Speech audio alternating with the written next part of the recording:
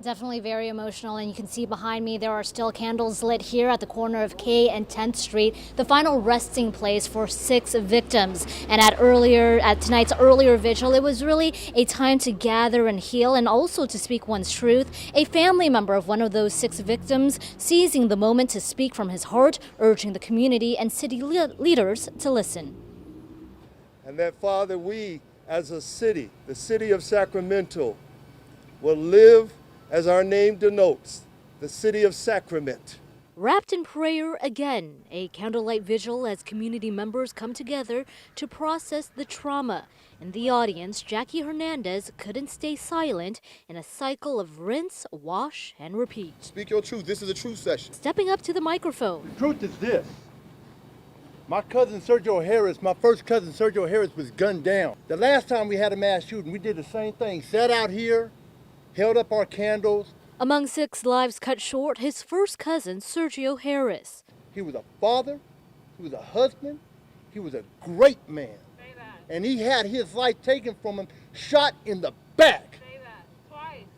Unacceptable. Twice. He called out the mayor's call for mental health services, saying it's only a small part of the problem, calling for guns to be taken off the streets, youth empowerment, and strict penalties for crime.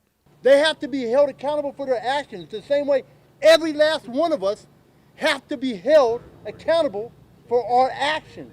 The mayor vowing to increase funding for youth programs. And yes, there were adults that were killed, but we all know it's about moving upstream, because every child, every teenager, every young adult should have nothing but good and great choices. The vigil organizer Barry Axius, co-founder of Voice of the Youth, says this was a session to be heard. We've been struck by senseless acts of violence, and we are not going to normalize that senseless act of violence.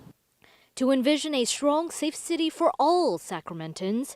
And for Henderson, he says it isn't solely up to public officials. The change has to be made. And if you want to know who's going to make the change, when you go home, look in the damn mirror.